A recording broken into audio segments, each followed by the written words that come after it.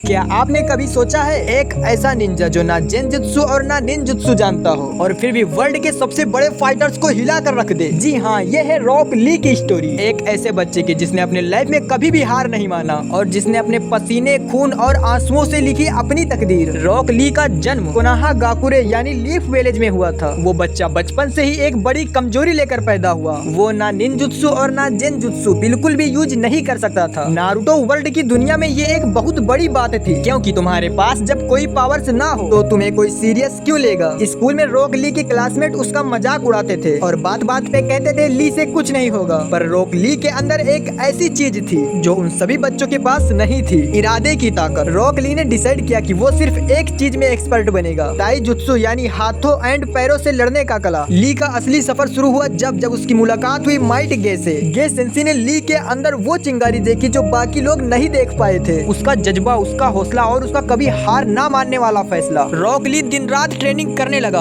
Pushups, kicks, punches, वो इतना training करता था कि उसके हाथों और पैरों से खून निकलने लगता था। लेकिन रॉक ली फिर भी रुकता नहीं था, क्योंकि उसके लिए इम्पॉसिबल एक शब्द था जो डिक्शनरी में होता है, असल जिंदगी में नहीं। फिर उसने कड़ी ट्रेनिंग और कड़ी मेहनत से चुनिंदा एग्जाम में हिस्सा लिया। उस एग्जाम में सबने देखा ली का असली टैलेंट। उसका सबसे यादगार फाइट बना गारा के साथ। उस फाइट के बीच में रॉक ली ने अपने वैक्स गिराए और जब वो जमीन पर गिरे तो एक जोरदार बॉम्ब जैसे आवाज हुई। ली की स्पीड लाइटिंग से भी तेज थी। वो मूव्स एकदम परफेक्ट करता था, लेकिन फिर भी गारा के अगेंस्ट वो फाइट हार गया। और सिर्फ वो हारा ही नहीं, उसकी पूरी शरीर इतनी तरह से इंजर्ड हुई कि डॉक्टर्स ने देखकर फिर कह दिया, अब कहाँ तुम निंजा नहीं बन पाओगे। सोचो, एक ऐसा लड़का जिसका सपना एक ही था, निंजा बनने का, और डॉक्टर ये कह दे कि तुम जिंदगी भर नहीं लड़ पाओगे। ली बिल्कुल टूट चुका था, लेकिन गे सेंसी ने फिर उसका हाथ पकड़ा, कहा जो कभी गिव अप नहीं करता उसके साथ कुछ अलग होता है, जैसे कोई चमत्कार या किस्मत का साथ देना। री ने एक बहुत बड़ा रिस्क लिया और उसने सर्जरी करने का फैसला किया। 50% चांस था या तो वो बच पाएगा या हमेशा के लिए मर जाएगा। लेकिन रॉक ली ने कहा, मैं अपना सपना छोड़कर अधूरा नहीं मर सकता, और उसकी सर्जरी सक्सेसफुल हुई। सर्जरी के बाद ली की दोबारा ट्रेनिंग शुरू हो गई और उसने अपने ताइजुत्सु को इतना स्ट्रॉन्ग